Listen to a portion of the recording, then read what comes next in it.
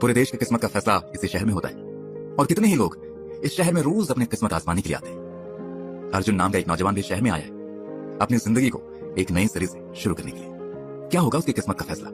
उसे उड़ने के लिए एक नया आसमान मिलेगा या पंख कुतर कर फेंक दिए जाएंगे? फिलहाल तो वो पिछले 1 महीने से एक नौकरी की तलाश में भटक रहा है। हर बार उसे नाउमीदी ही हाथ लगती है, लेकिन अर्जुन इतनी आसानी से हार मान लेने वालों में से नहीं है। हर नेगेटिव रिप्लाई के बाद वो दुगने जोश के साथ काम की तलाश में जुट जाता है। जो हार मान जाए उसका नाम अर्जुन नहीं होता। उसने अपने आप से कहा, ये एक लाइन हर दिन उसमें एक नया जोश जगा देती थी। आज उसे एक जगह इंटरव्यू के लिए जाना था। उसने निकलने से पहले खुद को आईने में देखा और मुस्कुराया। क्लीन शेप चेहरा और नीली शर्ट। नीली शर्ट पर निगाह पड़ते ही एक बार फिर वो पूरा वाकया उसकी नजरों के सामने से गुजर गया। अब तक उस हादसे को भुला नहीं पाया था।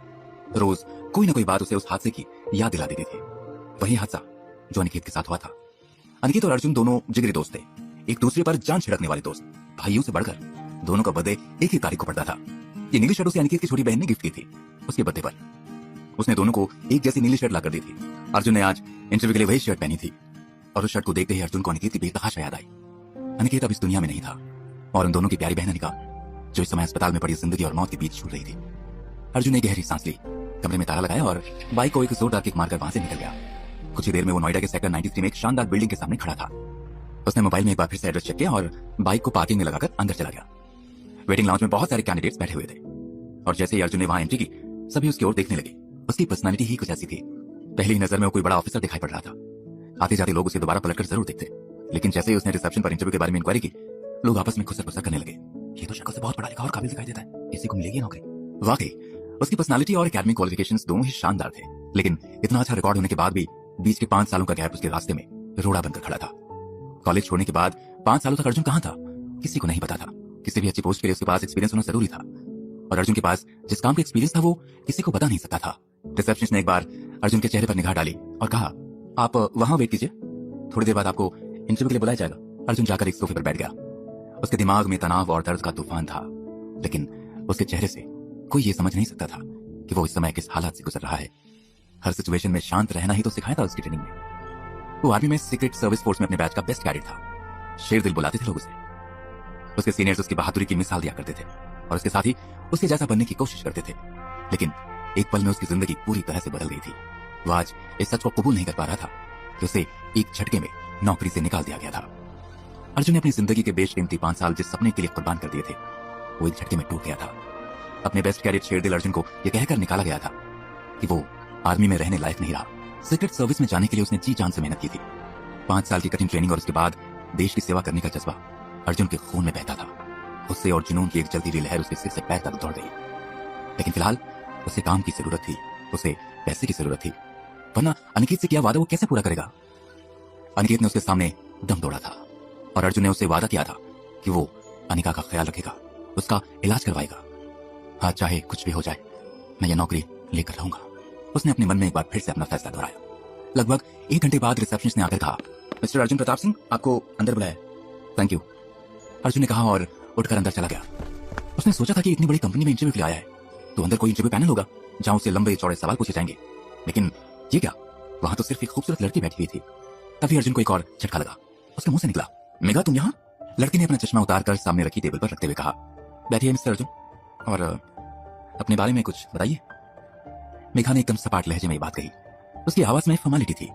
ये देखकर अर्जुन थोड़ा सकपका गया और तुरंत अपने हाथ में पकड़ा हुआ फाइल फोल्डर मेघा के सामने रख दिया और थैंक यू कहता हुआ उस कुर्सी पर बैठ गया। कुर्सी पर बैठते ही अर्जुन को लगा जैसे वो वक्त में 5 साल पीछे चला गया हो। दुबली पतली और कमजोर सी दिखाई पड़ने वाली मेघा आज एक कॉन्फिडेंट करियर वुमन में बदल चुकी थी। मेघा उसका पहला प्यार न सही मगर उसकी पहली गर्लफ्रेंड जरूर थी। वैसे तो अर्जुन कॉलेज में बहुत सी लड़कियों का क्रश था, लेकिन मेघा तो अर्जुन के लिए दीवानी थी। उस समय सभी अक्सर मेघा को चिढ़ाया करते थे, अगर कभी अर्जुन ने तुझसे ब्रेकअप कर लिया तो क्या होगा? ऐसा कभी नहीं होगा, मेघा बड़ा इतरा कर कहा करती थी। लेकिन एक दिन उन लोगों की बात सच साबित हो गई। मेघा को छोड़कर अर्जुन अचानक से गायब हो गया। कॉलेज तो क्या, पूरे शहर में किसी को नहीं पता था कि वो कहां गया। मेघा के केबिन में बैठा हुआ अर्जुन उसको देखते हुए बस यही सोच रहा था, कितनी बदल गई है मेरी। नहीं, मेरी नहीं, सिर्फ मेघा। मेघा ने उसके फोल्डर को एक नजर देखे बिना ही एक और फेंक दिया और उसी तरह सधी हुई आवाज में बोली, मिस्टर अर्जुन, जिस पोस्ट के लिए आप इंटरव्यू देने के लिए आए थे वहां पर किसी और को पहले ही चुन लिया गया है। फिर भी आपके क्रेडेंशियल्स हमने नोट कर लिए हैं, अगर आगे कभी भी जरूरत हुई तो आपको बुला लिया जाएगा। यहाँ भी अर्जुन के हाथ निराशा लगी। उसने कहना चाहा, लेकिन मैं anyway thank you so much. Arjun कुछ और कह नहीं पाया। अभी वो उठकर जाने ही वाला था कि दरवाजा खोलकर एक आदमी केबिन में दाखिल हुआ।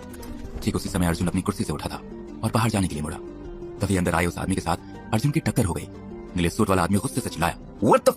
अर्जुन ने एक नजर उसे देखा और कहा, I am really sorry sir. ऐसा लग रहा था जैसे वो पहले किसी बात पर भड़का हुआ था। कैसे कैसे लोग चले आते हैं, ठीक से दिखाई भी नहीं देता।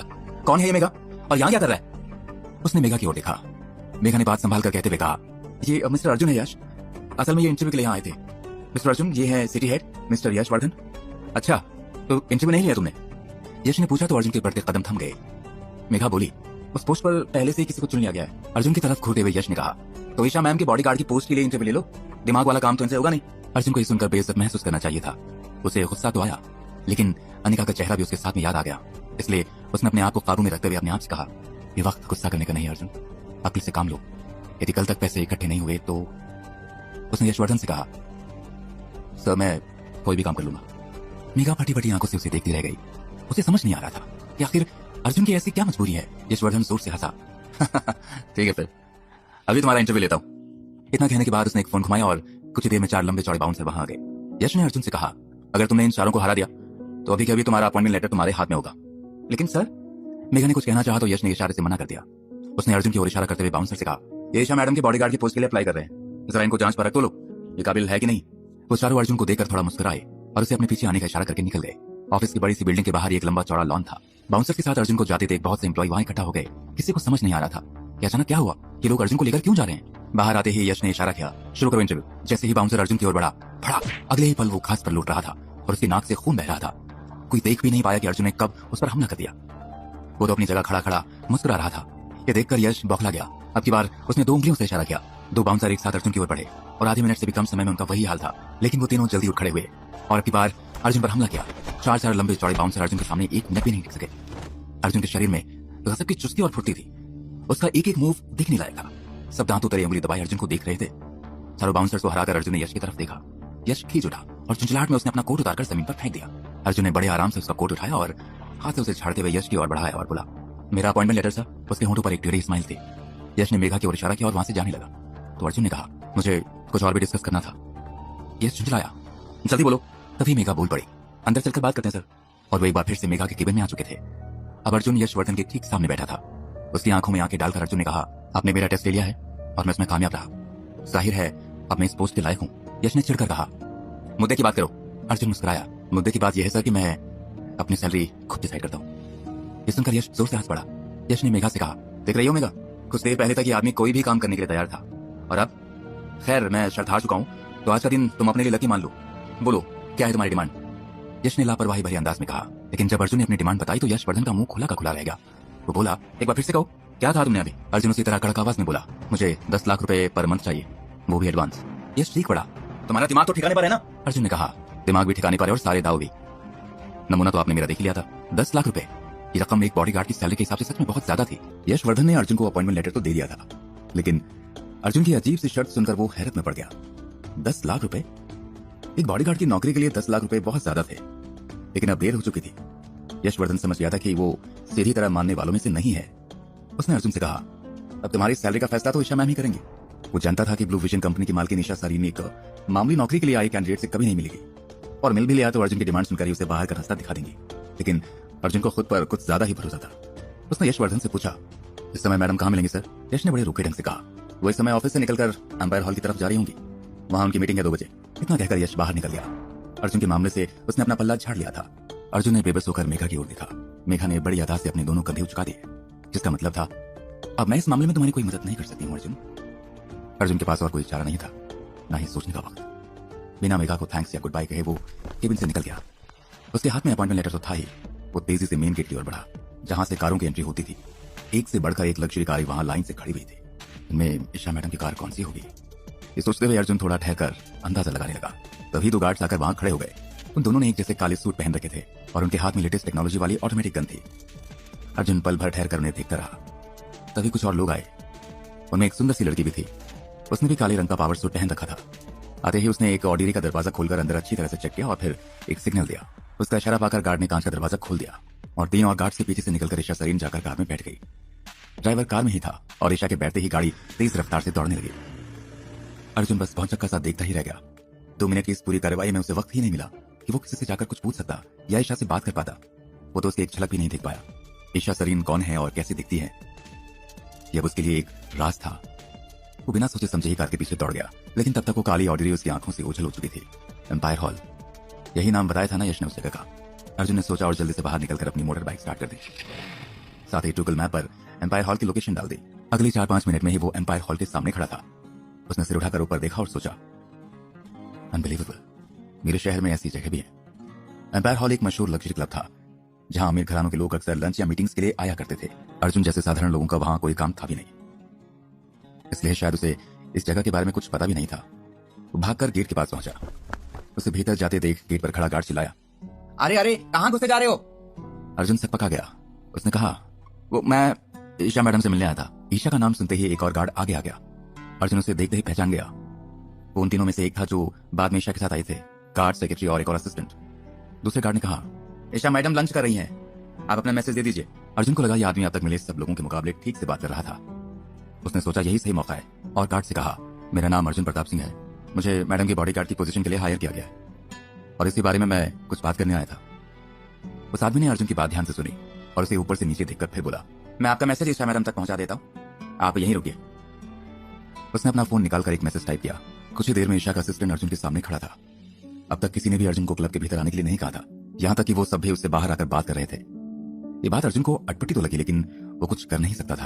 असिस्टेंट ने भी उसी तरह अर्जुन को ऊपर से नीचे तक देखा और बोला, आधे घंटे इंतजार करो, मैडम जब लंच करके फ्री होंगी तो मैं आपका मैसेज उन तक पहुंचा दूंगा। अब अर्जुन को खींच हो रही थी। हर कोई यहाँ मैसेज पहुंचाने की बात कर रहा था। क्या चीज थी ईशा? क्यों कोई भी जाकर उससे बात नहीं कर सकता था?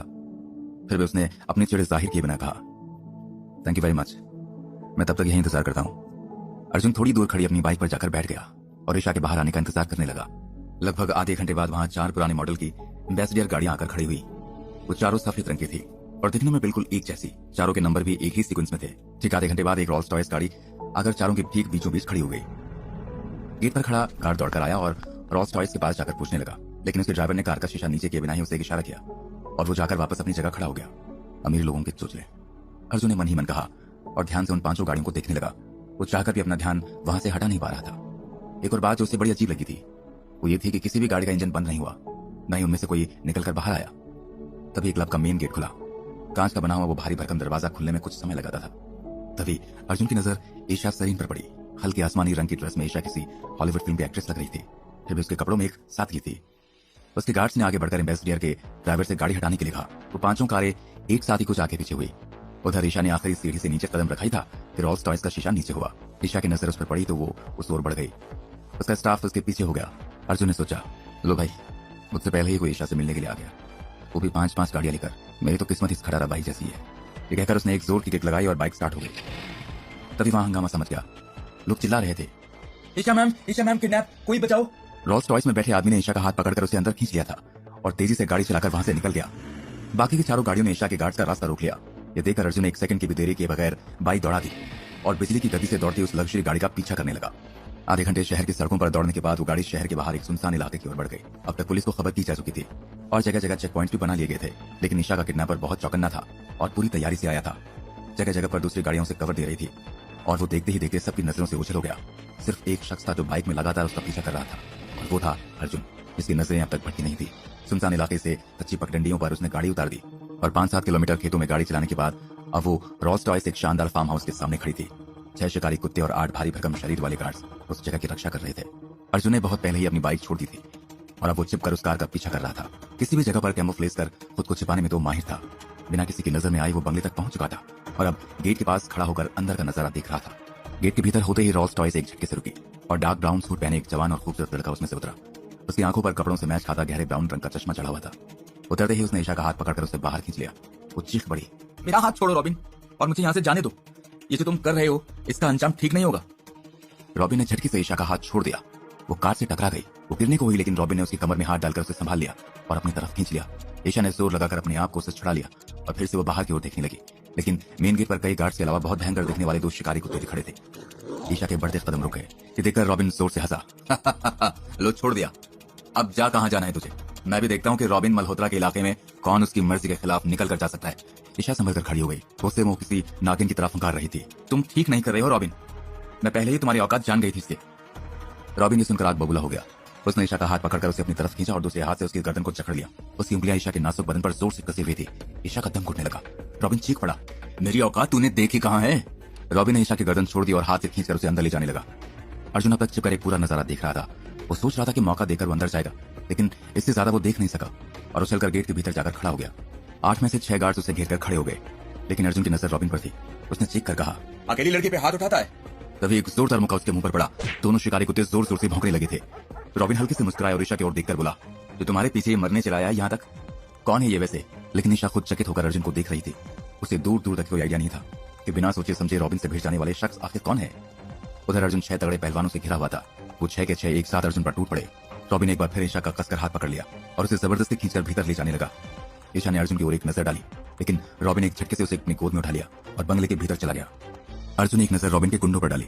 वे खून के प्यासे जानवरों की तरह उसे घिरे हुए थे, लेकिन अर्जुन फुर्ती से उनके बीच से निकलकर एक और खड़ा हो गया था। उनमें से एक चिल्लाया, कौन है तू और यहाँ क्या कर रहा है? दूसरे ने कहा, इसकी मौत ही इसे आज यहाँ तक खींच लाई है। वो एक बार फिर अर्जुन की ओर बढ़े। अर्जुन ने फिर एक छलांग लगाई और शिकारी कुत्तों के पास जाकर खड़ा हो गया और उन गुंडों को जवाब देता हुआ बोला, पहले मेरे दोस्तों से तो निपट लो। वो सब एक दूसरे की तरफ देखने लगे। ये शिकारी कुत्ते खास तौर पर इस फार्म हाउस की रखवाली के लिए पाले गए थे, लेकिन अर्जुन इन्हें अपना दोस्त बता रहा था। उन गुंडों के सरदार ने कहा, मौत को सामने देखकर आदमी ऐसा ही बकवास करने लगता है। चलो अब अपनी आखिरी इच्छा भी बताई दो। शायद तुम अपनी मालकिन को आखिरी बार देखने के लिए यहाँ तक चले आए थे ना? दूसरा बोला, मैडम है ही इतनी सुंदर। उसने कहा तो उसके साथ एक घिनौनी हंसी हंस पड़े। अर्जुन को ये सुनकर बहुत गुस्सा आ गया। फिलहाल तो मेरी इच्छा तुम्हें तमीज सिखाने की है, लेकिन लगता है कि तुम उस लायक नहीं हो। इतना कहकर उसने झटके से दोनों कुत्तों के बेल्ट खोल दिए। आजाद होते ही वो कुत्ते गुंडों पर टूट पड़े। साथ ही अर्जुन भी आंधी की तरह उनकी ओर बढ़ा। कुछ ही देर में अर्जुन ने दोनों कुत्तों पर अपना जादू चला दिया था। जानवरों को अपने वश में करने की कला भी उसे ट्रेनिंग के दौरान सिखाई गई थी और आज वो उसके काम आ गई। हालांकि वो गुंडे कम ताकतवर नहीं थे, लेकिन कुत्तों ने अब तक सभी को बुरी तरह से नोच डाला था। फिर भी वो अर्जुन को भीतर जाने से रोकने की पूरी कोशिश कर रहे थे। अर्जुन ने गुंडों के सरदार का हाथ पकड़ा और एक झटके से मोड़ दिया। आह! उसकी चीख निकल गई, लेकिन उसका हाथ अब नाकाम हो चुका था। लगभग 5 मिनट में अर्जुन ने उन 6 के 6 गुंडों की अच्छी तरह से बैंड बजा दी थी और उन सबको एक कोने में फेंककर कुत्तों से कहा, अब इनकी रखवाली करना तुम्हारी जिम्मेदारी है दोस्तों। कुत्तों ने जीप निकालकर और पूंछ हिलाकर अपनी वफादारी दिखाई। अर्जुन तेजी से बंगले के भीतर घुस गया। बंगला अंदर से ज्यादा खूबसूरत था। अर्जुन कुछ देर तक तो उस जगह को देखता ही रह गया। फिर उसने सोचा, मुझे और देर नहीं करनी चाहिए, लेकिन मैं ईशा मैम को कहाँ खोजूं? यहाँ तो बहुत सारे दरवाजे हैं। हॉल में 5 दरवाजे थे जो अंदर दूसरे कमरों में खुलते थे। ये बंगला बिल्कुल भूल भुलैया की तरह बनाया गया था। अर्जुन ने गहरी सांस ली और आंखें बंद कर ली। अब वो आसपास की आवाजों पर ध्यान लगा रहा था। बाहर पीट कर पड़े हुए गुंडों की तरह कुत्तों का भौंकना, पेड़ों की सरसराहट और उनके बीच बीच में एक धीमी सस्ती अर्जुन को सुनाई दी। ये जरूर ईशा मैम की आवाज है। अर्जुन ने सोचा और आवाज की तरफ बढ़ा, लेकिन वो दरवाजा भीतर से बंद था। अर्जुन ने एक भारी कुर्सी उठाई और दरवाजे पर दे मारी। लकड़ी का मजबूत दरवाजा टूट गया, लेकिन उसके पीछे कोई कमरा नहीं था, न ही वहां रॉबिन दिखाई दिया। वो दरवाजा बगीचे की तरफ खुलता था, लेकिन अर्जुन को अपने आप पर भरोसा था। वो बगीचे की तरफ दौड़ गया। बगीचे में पेड़ पौधों के अलावा कुछ नहीं था। अर्जुन फिर से ध्यान से सुनने लगा। अब की बार उसे अपने पैरों के नीचे से आवाज सुनाई दी, जरूर यहाँ कोई बेसमेंट है। अर्जुन ने खुद से कहा और जमीन पर कान लगाकर सुनने लगा। अगले 5 मिनट में वो बंगले के नीचे बने सीक्रेट बेसमेंट में था।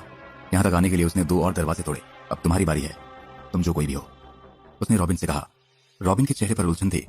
उसे विश्वास नहीं हो रहा था कि कोई यहाँ तक भी पहुंच सकता है। फिर भी वो उसी लापरवाही से बोला, ओह तू जो कोई भी है, अब भी तेरे पास मौका है, निकल जा यहाँ से। रॉबिन से पंगा मत ले भाई। कहते कहते उसने जेब से एक रिवॉल्वर निकाल ली और अर्जुन पर निशाना साध लिया। अर्जुन मुस्कुराया और अपनी बाईं हथेली को दाएं हाथ से सहलाता हुआ बोला, देख यार, दरवाजा तोड़ते हुए मुझे बहुत चोट लग गई है। अब मेरे हाथ में दर्द हो रहा है और ये दर्द तभी ठीक होगा जब इससे मैं तेरा मुंह तोड़ूंगा। अपनी बात खत्म करने से पहले वो फुर्ती से उछला और रॉबिन के पैरों को अपने दोनों पैरों के बीच में फंसाकर उसे नीचे गिरा दिया। रॉबिन की रिवॉल्वर दूर छिटक गई और अर्जुन ने उसकी गर्दन को कस लिया। रॉबिन जोर जोर से उसके हाथों पर मारकर छूटने की कोशिश कर रहा था। बड़ी मुश्किल से उसके मुंह से आवाज निकली, छोड़ दे मुझे बेवकूफ, तू नहीं जानता मैं कौन हूँ। वो आगे बोल नहीं सका और अर्जुन ने उसकी गर्दन को और जोर से कस लिया और पूछा, ईशा मैम कहाँ है? रॉबिन ने एक कोने में इशारा किया और जेब से एक चाबी निकालकर अर्जुन की ओर बढ़ा दी। अर्जुन ने रॉबिन की टाई खोली और उसके दोनों हाथ कसकर पीठ पीछे बांध दिए और बेल्ट खोलकर दोनों पैर बांध दिए। फिर चाबी लेकर कोने में बने दरवाजे की तरफ चल पड़ा। वो लोहे का एक मजबूत दरवाजा था। ऐसा लगता था जैसे किसी बड़े बैंक का सेफ यहाँ लाकर रखा गया हो। अर्जुन ने बड़ी सी चाबी घुमाई और कुछ ही देर में दरवाजा खुल गया। अंदर का नजारा देखकर उसकी आंखें फटी की फटी रह गई। जमीन के इतने नीचे एक महल बसाया गया था। एक बहुत बड़ा और शानदार कमरा उसके नीचे था, लेकिन वो यहाँ कमरे की शान देखने नहीं आया था। उसकी नजरें सिर्फ ईशा को खोज रही थी। कमरे के भीतर एक और दरवाजा था। अर्जुन ने उस दरवाजे को खोला। ईशा को बाथरूम में बंद कर दिया गया था। वो बाथरूम के फर्श पर बेहोश पड़ी थी। Isha ma'am, Isha ma'am, Isha ma'am. Arjun ने आवाज दी, लेकिन कोई असर नहीं पड़ा। उसने थोड़ा पानी भी छिड़का, लेकिन ईशा ने धीरे धीरे आंखें खोली। लेकिन अब वो बहुत ही कमजोर सी लग रही थी। उससे शायद कोई दवाई दी गई थी, जिसके कारण ईशा पर बेहोशी छाई हुई थी। मेरे पास ज्यादा समय नहीं है, कहीं वो गुंडे और लोगों को न बुला ले। अर्जुन ने सोचा और जल्दी से आगे बढ़कर ईशा को अपनी बाहों में उठा लिया। ईशा को किसी छोटी बच्ची की तरह अपनी गोद में समेटे अर्जुन बाहर निकल आया। और पीछे के रास्ते से जंगल के बाहर निकला। उसे याद था कि उसने अपनी बाइक कहाँ छोड़ी थी। बाइक के पास पहुंचकर उसने ईशा को अपने पीछे बिठाया और अपनी शर्ट उतारकर उसे खुद से बांध लिया। अब ठीक है ईशा मैम, बस कुछ देर में हम यहाँ से निकल जाएंगे, उसने कहा और बाइक स्टार्ट कर दी। जंगल पार करते हुए ईशा को कुछ होश आ गया। उसने अपने आसपास देखा और समझने की कोशिश करने लगी। अचानक उसे महसूस हुआ कि वो किसी की मजबूत पीठ से बंधी उसके बिल्कुल करीब बैठी हुई है। इतने करीब से तो उसे किसी ने आज तक देखा भी नहीं था। अचानक ईशा चिल्ला पड़ी, कौन हो तुम और मुझे कहाँ ले जा रहे हो? उसने अपने लंबे नाखून अर्जुन की बाहों में गड़ा दिए और शर्ट के गांठे खोलकर अपने आप को आजाद करने की कोशिश करने लगी। अरे यार, अब ये क्या नई मुसीबत है, इससे तो अच्छा था ये बेहोशी रहती। अर्जुन ने सोचा और प्यार से ईशा से कहा, मैडम मैं आपका नया बॉडीगार्ड हूँ। ईशा चकरा गई, क्या नया बॉडीगार्ड? और किसने तुम्हें इस काम के लिए हायर किया? बाइक रोको, मुझे जाने दो, तुम जो कोई भी हो। अर्जुन ने झटके से बाइक के ब्रेक लगा दिए। ईशा जोर से उसे टकरा गई और गिरने से बचने के लिए उसने अर्जुन को कसकर पकड़ लिया। अर्जुन ने पलटकर ईशा को देखा। उसकी आंखों में एक शरारत भरी मुस्कान थी। वो कहना चाहता था कि अभी तो छोड़ने की बात कर रही थी और अब इतना कसकर पकड़ लिया ईशा मैडम, लेकिन वो कह न सका। उसे एक बॉडीगार्ड होने के अदब कायदे याद थे। ईशा मैम, मेरा नाम अर्जुन प्रताप सिंह है, मुझे यशवर्धन सर ने हायर किया है। बाकी बातें मैं आपको बाद में बताऊंगा, फिलहाल हमें यहाँ से निकलना होगा। सबसे पहले आप हॉस्पिटल चलिए। ईशा ने आप खुद को संभाल लिया था। ठीक है मिस्टर अर्जुन, लेकिन हम यहाँ से सीधे अंपायर हॉल चलेंगे, जहाँ से मैं अपनी गाड़ी से ऑफिस जाऊंगी। लेकिन मैम, आपको कोई दवाई दी गई है, आपको हॉस्पिटल जाना चाहिए, अर्जुन ने कहा। ईशा ने अपने बाल ठीक करते हुए कहा, ये तो मुझे नहीं बताओगे कि मुझे कब क्या करना है। अब चलो यहाँ से और अपने कपड़े ठीक करो, उसने अर्जुन की शर्ट वापस करते हुए कहा। एम्पायर हॉल पहुंचकर अर्जुन ने ईशा को बाइक से उतार दिया। ईशा को आया देख उसके स्टाफ के लोग दौड़कर वहां आ गए। कुछ पुलिस वाले भी वहां आ चुके थे। पल भर में ईशा को इतने लोगों ने घेर लिया था कि अर्जुन को बात करने का मौका ही नहीं मिला। सभी ईशा से सवाल पूछ रहे थे, लेकिन उसकी नजरें अर्जुन को खोज रही थी। ईशा ने अपने असिस्टेंट के कान में कुछ कहा और किसी के सवाल का जवाब दिए बिना ही गाड़ी में बैठ गई। अर्जुन ने नाउमीदी में सिर हिलाया और बाइक स्टार्ट करने के लिए किक मारी, लेकिन बाइक ने जवाब दे दिया। पेट्रोल खत्म हो चुका था। उफ, एक और मुसीबत। चल भाई अर्जुन, अब इस खटारा को भी ईशा मैम की तरह बाहों में उठाकर पेट्रोल पंप तक ले जा। बाइक से उतरकर वो उसे घसीटने लगा, तभी किसी ने पीछे से उसके कंधे पर हाथ रखा। मिस्टर अर्जुन, मेरा नाम सुभाष है, मैं ईशा मैम का असिस्टेंट हूँ। आप बाइक यहीं छोड़ दीजिए और हमारे साथ चलिए, ईशा मैम ने आपको ऑफिस में बुलाया है। अर्जुन ने राहत भरी सांस ली। चलिए चलिए, मैं तो बस कब से इस पल का इंतजार कर रहा था। वो सुभाष के साथ उसकी कार में बैठ गया और कुछ ही देर में वो दोनों ब्लू विजन के हेड ऑफिस में थे। अर्जुन एक बार फिर से उसी केबिन में था जहां से आज की ये दास्तान शुरू हुई थी, लेकिन अब की बार सामने वाली कुर्सी पर बैठी मेघा उसे देखकर मुस्कुरा रही थी। मिस्टर अर्जुन, मेरे साथ चलिए, ईशा मैम आपसे मिलना चाहती हैं। ईशा का ऑफिस शानदार बिल्डिंग का सबसे शानदार हिस्सा था। सबसे ऊपरी माले पर बने इस ऑफिस की खिड़कियों से पूरा दिल्ली शहर दिखाई देता था। अर्जुन एक खिड़की के पास जाकर खड़ा हो गया। कुछ देर बाद ईशा कमरे में आई। अर्जुन ने ध्यान दिया कि इतनी देर में उसने अपनी ड्रेस चेंज कर ली थी और बाल बांध लिए थे, जबकि उसने वही मुड़ी तुड़ी शर्ट पहन रखी थी। आते ही ईशा ने कहा, मिस्टर अर्जुन, यश ने मुझे पूरी बात बता दी है और ये रहा मेरा फैसला। उसने एक लिफाफा अर्जुन की तरफ बढ़ाया। अर्जुन को अचानक समझ में नहीं आया कि ईशा क्या कह रही है, लेकिन ईशा के पास वक्त की इतनी कमी रहती थी कि यहाँ वहां की बातें करने के बजाय वो सीधे मुद्दे पर बात करती थी। अब भी उसने यही किया था। अर्जुन ने लिफाफा खोला, उसमें एक चेक रखा हुआ था, 10 लाख रुपए। अर्जुन ने पढ़ा तो उसकी आंखों में चमक आ गई। तभी ईशा बोल पड़ी, आपके पास 12 घंटे हैं, अगर कोई जरूरी काम निपटाना हो तो निपटा लो। कल सुबह 6 बजे के बाद आप 24 घंटे मेरे साथ रहेंगे, समझे मिस्टर अर्जुन? 24 घंटे? अर्जुन ने पूछना चाहा, लेकिन तब तक ईशा केबिन के बाहर निकल चुकी थी। अर्जुन के हाथ में 10 लाख रुपए का चेक था और मन में कई सारे सवाल। फिर भी इस समय सबसे ज्यादा जरूरी था अनिता की जिंदगी का सवाल। असल में कौन था अर्जुन? क्यों हो गया था वो इतना बेबस? आर्मी छोड़ के क्यों आ गया था अर्जुन? सिक्योरिटी गार्ड अर्जुन से इतनी इज्जत से बात क्यों कर रहा था और बुला रहा था उसे शेर दिल? कहाँ गायब था अर्जुन मेघा को छोड़कर 5 साल के लिए? अब क्या करेगा मेघा का बॉस? क्या ईशा का बॉडीगार्ड बनकर पछताएगा अर्जुन? क्या अपने सबसे अच्छे दोस्त से किया हुआ आखिरी वादा पूरा कर पाएगा अर्जुन? क्या है शेर दिल नाम के पीछे की असलियत? इन सारे सवालों के जवाब जानने के लिए अभी डाउनलोड करें पॉकेट FM और सुने एक रोमांचक ऑडियो सीरीज शेर दिल।